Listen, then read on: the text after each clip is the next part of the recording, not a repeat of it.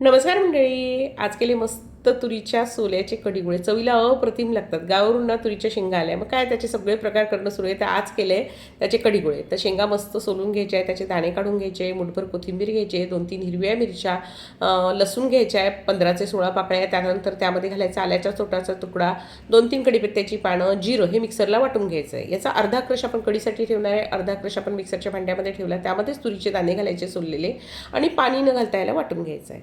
आणि जर लागलं तर अगदी थोडंसं पाणी घाला, पण जो शक्यतो कमीत कमी पाणी घालून याला वाटून घ्यायचं आहे. त्यानंतर इथे आपण अर्धा लिटर ताक घेतले, ताक छान आंबट घेतले. त्यामध्ये 2 ते 3 पोहे खायचे चमचे आपण घालायचे आहे बेसनपीठ. आता हे बेसनपीठ व्यवस्थित आपण ताकाला लावून घ्यायचं. इथे कढी करायची. कढीसाठी आपण कढईमध्ये तेल घेतले. तेल कढीला अगदी कमी तेल घालायचं, अगदी अर्धा चमचा तेल घालायचं. त्यामध्ये मोहरी घालायची, मोहरी तडतडली की कढीपत्त्याची पानं घालायची.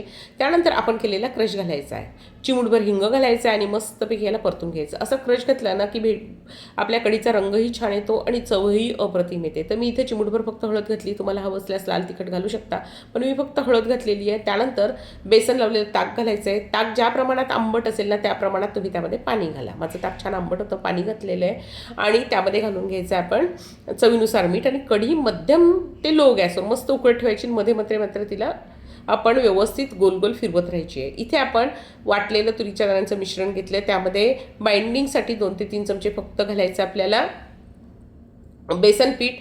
त्यानंतर त्यामध्ये घालून घ्यायचं मीठ, लाल तिखट, हळद आणि धना पावडर. हे सगळं मिक्स करायचं आहे. आणि हे मिश्रण खूप कडक असं नको व्हायला, असं जसं मी दाखवलं ना तसं असं व्हायला, म्हणजे गोळा छान वळला गेला पाहिजे, अगदी सुटला नको, अगदी कडकही करायचे नाही तर आपले कढी गोळे पण कडक होतात. इथे कढीला छान उकळी आली की त्यानंतर काय करायचं आहे, त्यामध्ये असे गोल गोल करून गोळे घालायचे. गोळे ना थोडे छोटे घालायचे, कारण ते फुलल्यावर मोठे होतात. आणि गोळे घालताना लक्षात ठेवायचं, गॅसची पॉवर मीडियम टू हायच पाहिजे, मीडियम ठेवा.